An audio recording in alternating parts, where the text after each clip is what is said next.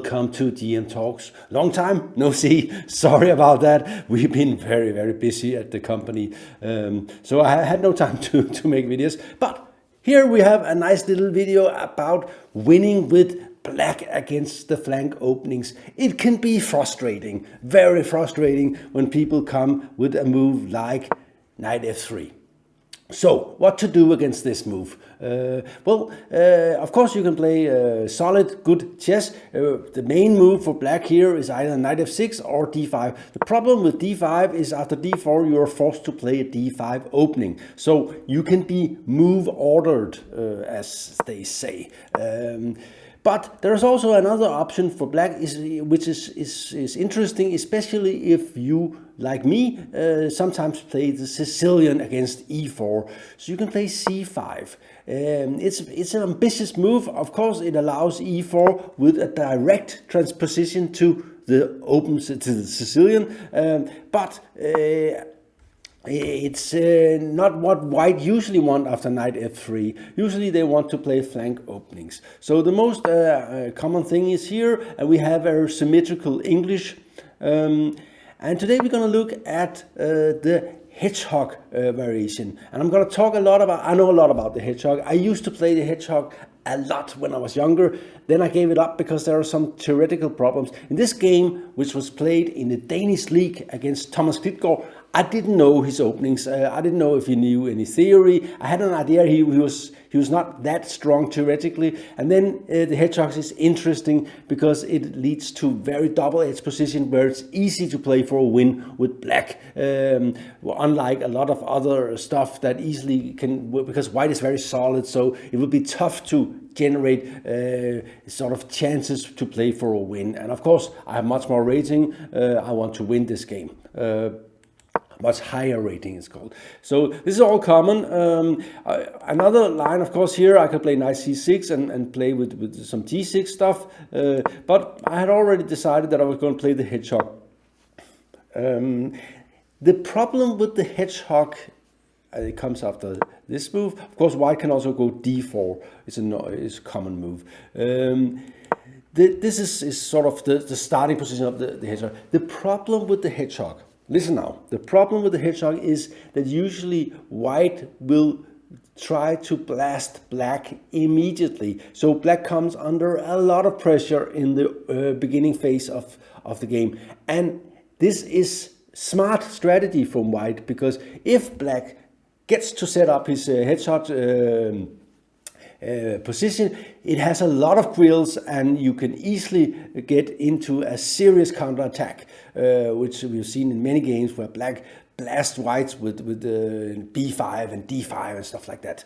So the problem for black is that usually you really come under a lot of pressure, and you sometimes have to give some concessions to even set the position up. And if you do that, then you will probably come under annoying pressure. So black is not so happy with the hedgehog anymore. White has found long forcing lines that are a little bit annoying. This is all common, and bishop e7 is at the moment regarded as the most precise move order. You can also start with d6 or a6, but that gives white additional options.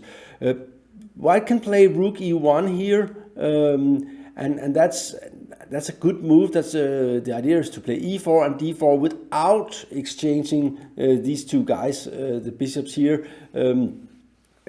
But allowing the knight to take on d4, it's just that after rook e1, black is supposed to equalize with d5. Here's a little secret. I would not have played d5. I would have played with d6 and queen c7 and a6 and let white attack, because that's the best way to play for a win. d5 is sort of a clean equalizer, but not very interesting. b3, a tricky move. Very tricky move. Looks very sort of not so dangerous. The idea is after castle, you can also play d6, but d4, you can also play with e3 here, but then black can probably play something with knight e4. d4 takes, and the idea is to take with the queen. If you take with the knight, you take on d7 and d2, and that generally speaking, makes the position easier for black. And d6 here. And the thing is, and now come and this shows that he actually knows what he's doing. He plays e4 here. I was a bit surprised by that. Rook f to d1 is a little bit annoying. I think you have to think really long and hard about what to play because he's threatening bishop a3. But e4 is not a bad move. Knight bd7 is the way to counter. The thing is now this one is hanging, so knight b5 is not an option. Bishop a3, you have knight c5. Next move should be a6, but it's not, because after rook fd1, I play, and this is probably a surprise to some of you, I play a weird move because it doesn't belong in the system, but it's necessary in this position. The problem is that the natural move is something like a6, but after bishop a3, knight e5, white will play e5 and get a good ending. Because this one is in trouble, and white will take here and play knight a4, and it's very annoying. You'll get some bad pawns on the queen side, and this square is also weak. So this is known as good for white, and you really don't want this with black. This is this is stuff, you can see that this is expert stuff. You need to know these things. So I played this move, very weird move. The idea is, of course, bishop a3, knight c5. There is, first of all, this one is more solid. Second of all, there's no exchange of the queens, and we'll have a middle game instead of an ending, which is much better for black than that. So after queen c8, white gave up his hopes of trying to blast black away with bishop a3, knight b5, and the fast stuff, and played bishop b2. And that's always a sign of relief for black when this move comes, even though you can see there is some X-ray effect here on the g7 square. It's not really a serious matter, and after a6, black has set up the perfect hedgehog position with and this structure, it's kind of a sexy line, right? So basically, we are ready for the queen to c7, rooks to the center, and starting to look for counter attack with a very nice solid structure, good control over the center. You can say that black controls the 6th rank, and white controls up to the 5th rank, and then we are fighting over this one. That's also why in Sweden they call it the something Ulf's trerækkersystem or something. So because Ulf Andersson played this a lot. Rook ac1, eyeing the queen. Rook e8. I wait. It's always nice to have this rook on this square. Often times this will be an interesting thing. Also, you want to be able to hide the bishop on f8, and I'm still afraid that he can go after queen c7. He might go bishop a3 and e5, and again we will have an ending. I don't want that ending. It probably equal here, but still I'm looking for more. And a3, and now I think bishop f8.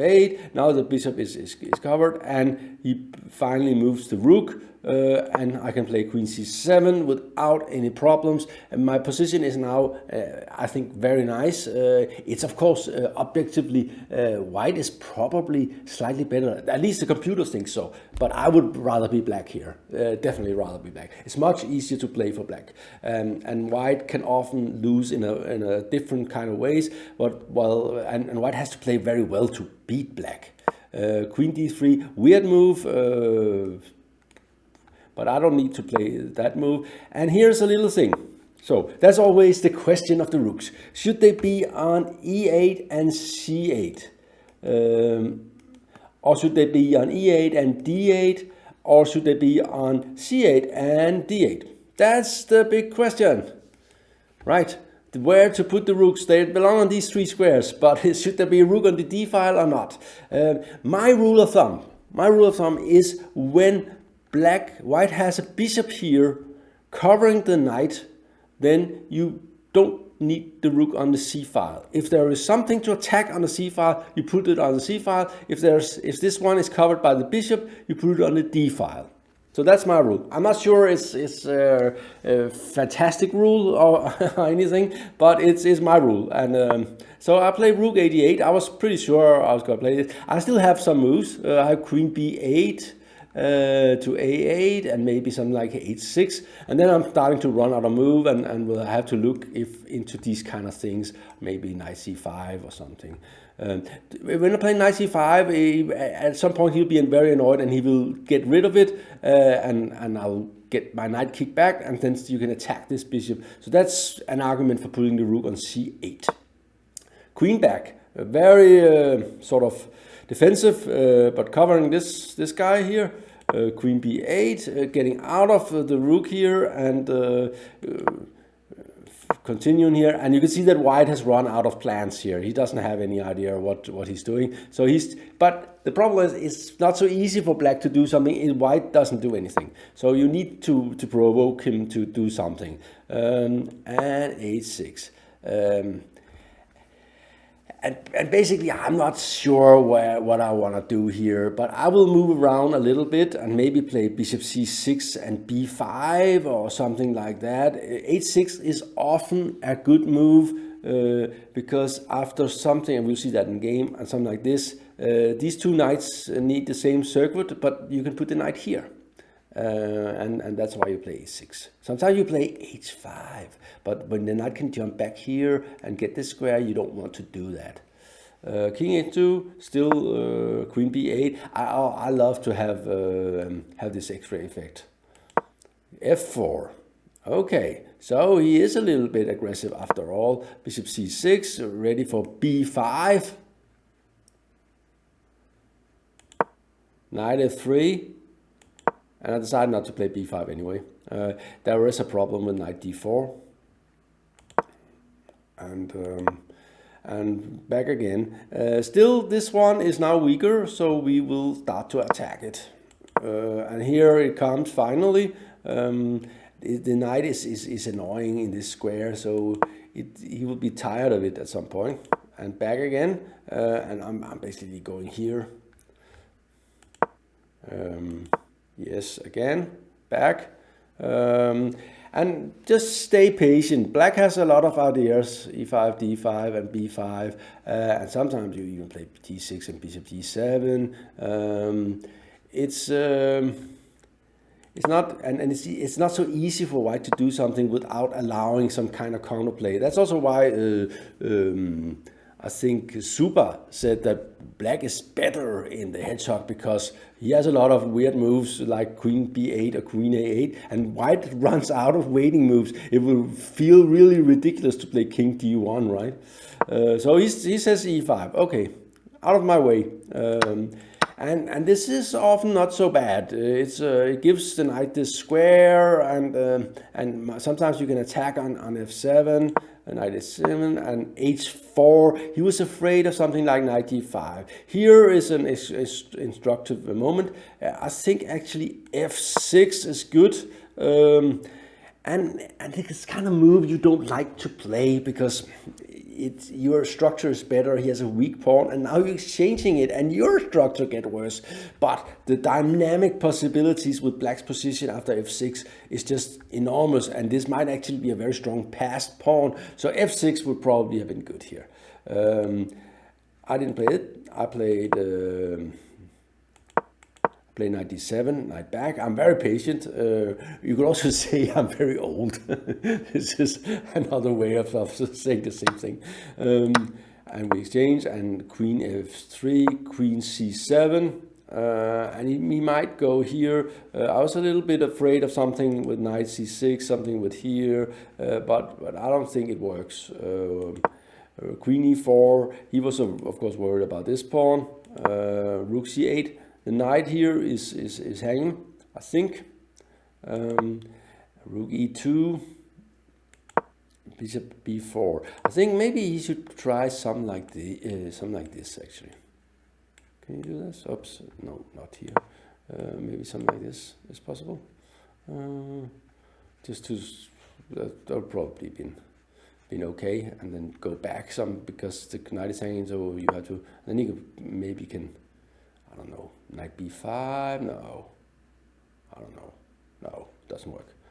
Okay. Anyway, rook e2 looks natural, covering, and one thing white wants to avoid is having loose pieces. This is and the bishop was not doing much on f8, so I decided maybe I will not allow a knight to come to e4 because I will not be able to keep under pressure here. He will play knight f3, queen f4, knight e4, and I don't want that. So he was basically getting ready for this, and this, and this knight will be very strong on e4. Yes, rook c1, and he's still not and I just take because okay, a knight here would be bad. A bishop there is acceptable, I guess, but two knights could be a problem for me at the moment. I'm sort of happy here. Good knights, better structure. His pieces are a little bit clumsy, so on, but not much. Knight c5, queen c2, and rook here, and black is taking over here. H5, and this by the way is very typical development for this kind of games. White didn't really find a plan. He has to play very well to just keep the position equal. I played h5 is just a move. I'm not sure it makes sense at all to get rid of, but knight f8 is wrong. I should go to e7 for sure. It has more potential here, and it's sort of very typical dogmatic thinking. Usually the knight belongs on these squares here, like this, so you should just put it there more like on auto, but it's a mistake. I think knight e7 would have been clearly better for me. Rook d1, still I like black's chances, but and queen b7. It's and by the way, I start to play well here, which is good, because I think my play was maybe a little bit I don't know, but here from here on I really I'm dialing up the strength. Knight d4 was strange. Knight h7, I like that move. I think it likes rook d8 more, or queen d7, but I like that the knight was not doing anything on f8. It needs to go to d5, where it will be very, very annoying. Queen f1. Okay, let's get into an ending. Is the plan? No ending, please. We have these pawns out here, meaning this king. And this is very typical for Sicilians, where white is playing aggressively in the opening, pushing pawns, that after the opening, these pawns, they're not going backwards, so there will be room behind the pawns to attack the king. Rook e3, rook knight d5. I like this kind of move. Queen rook d8, and all this is probably not right, but he's trying to get some counterplay. And knight e4. I like that move. Basically, we don't want knight e7 and check and stuff like queen a8 or something, but this is also nice because keeping his pieces and threatening to take. If he takes here, I just take the knight, and I'm much better. He has a bad bishop. I have a fantastic knight and a very active rook, and he has some weak pawns, so it's probably gonna win. So he tries to put this knight to, but as they say, bad bishop defends weak pawns and weak squares, and in this case the weak square is this one. After this one I have this move already threatening rook d2, and we see that there will be a nasty little line up here if the rook comes to d2, so he has to do something. But now we enter. Yes, don't allow any counterplay with something like a passed a pawn, and queen d3. ready for knight f3 with really nasty things coming his way. He should play rook f2 now, but after knight e4 I'm of course much better. He played knight e7 check and king a7 and rook f2, and he's basically hoping to play this move and checkmate me here. That's the plan. Okay, so let's block him. Now rook takes, rook d2 does not work for him. So he has to keep the rook on the second rank. And here I have a nice little move that just wins. Oops, sorry about that one. Oops, yeah, sorry. Oops, sorry, all going to hell now. So I'll take here, and that's bad news. Queen takes, rook h1 is the idea, and here it's not good. Play queen a8, desperado attack, threatening mate in one. Unfortunately, my move first, and check, and it's mate next move. After king h1, I have knight d2. Anyway, I thought it was maybe not a great game, but an instructive game with a lot of important points on how to play the hedgehog with black. I hope you enjoyed this video. I hope to be back soon. I'm sorry for the delay. Thank you for watching.